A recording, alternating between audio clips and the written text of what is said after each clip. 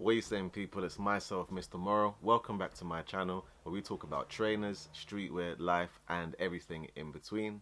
In today's video, we'll be reviewing the Yeezy 500 High in the Mist Stone colorway.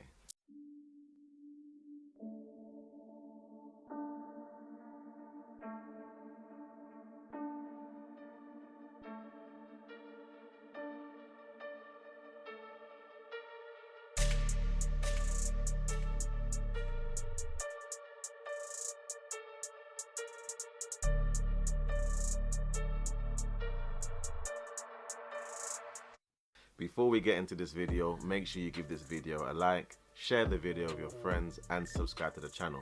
It really does help me to continue making great content for you guys, and it keeps you updated for when I drop new content on this channel. If you've been following this channel for some time, you will already know that the Yeezy 500 High is one of my favorite Yeezy silhouettes. Not only do I like the overall design of the Yeezy 500 High, the neoprene pods on the side that give it that futuristic look, one of the things that I enjoyed as well was the fact that it was one of the few Yeezy silhouettes that would always sit after its release. And so I was either able to pick it up in one of the raffles or pick it up in retail in one of the stores after the raffles had ended. Because of that, I was actually able to go back and get the original slate and Tyrian colorways because they were just sitting and offspring. Looking back over this year, we can definitely say it's been a strong year for the Yeezy 500 High. There's been a number of colorways that I've released: the frosted blue, tactile orange, sumac, shell warm and mist slate colorways, all of which currently are actually sitting below retail on StockX. And so if you are looking to go and get some of these drops that you may have missed, you can do so and potentially get a bargain as well.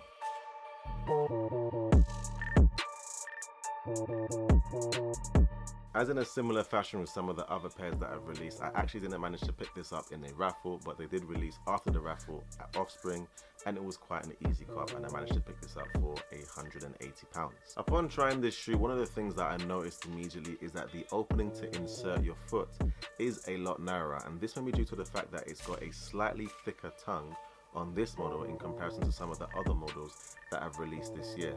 This meant that when I finally got my foot into the shoe, it hugged my ankle area a lot more, which is something that you may prefer or something that you may not like.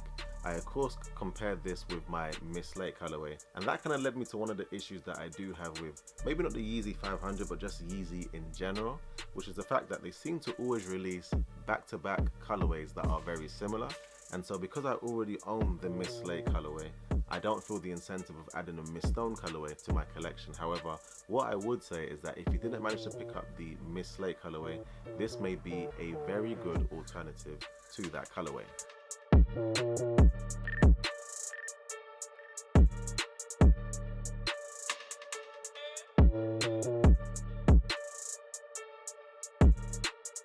The Yeezy 500 High Mist Stone come in your standard Yeezy 500 box, 500 on the top and the appropriate size labeling and conversions on the side. One thing to note is that this shoe does come with the infinity loop laces installed, which I do prefer, but they also do give you an extra set of laces in the box if you don't like the laces that are installed. Moving into the shoe and starting with the sole, we do have the same sole that is featured on all of the other Yeezy 500 Highs and Lows in this white color. And comparing this to the Mist Slate, I do feel like the white colored sole does give it a very classic look.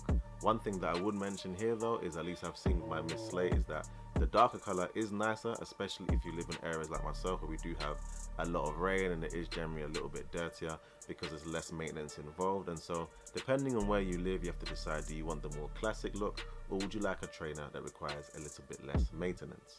Moving into the rest of the shoe, is covered with this mist grey colorway that is a shade lighter than the grey that you would find on the Mist Slate colorway, and this covers all of the shoe, the leather, the nubuck and different portions, and because there are different materials, the grey may appear like different types of grey on these materials. The one difference between this and the Mist Slate colorway is we do have this black nylon tongue that, as I've said before, is a bit thicker, so you may feel like it's a little bit harder to get your foot inside of the shoe. Once your foot is actually inside the shoe, it does hug your foot quite nicely, and this may be something that is good for the fall. One thing I would say again to add here in general of the Yeezy 500 high releases is that it is a high top trainer that is predominantly covered with this suede or nubuck material. What I do tend to find with my collection at least is that I generally wear the darker colors more, so the Tyrian and the slate colorways, simply because we do have a lot of rain here unexpectedly in London, and they do tend to get dirty quite easily. I've actually only worn my frosted blue pair about twice because I'm just generally quite scared to get them dirty. So it is something to consider if you are looking to buy a lighter color like the Mist Stones. In terms of sizing, it is the same sizing as the other 500 highs, which for me is half a size above my normal Yeezy size. I normally wear 10.5 in the 350s, and so I get a size 11 in the Yeezy 500 highs. It is a rather snug fit when I get a size 11, and so if you do like to have a lot of room in the toe box area, then I would advise that you go a full size up from your normal Yeezy size.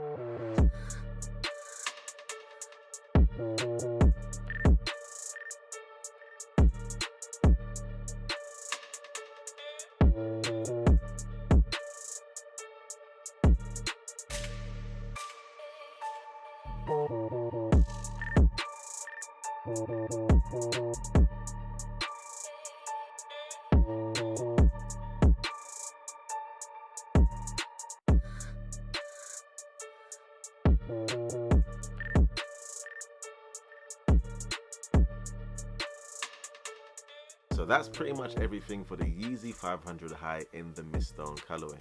As I've said before, it is a great alternative to the Mist Slate colorway. It also comes with the infinity loop laces, the white sole, and a black tongue. If you already own the Mist Slate colorway, I wouldn't really see the incentive of getting the Mist Stone colorway into your collection.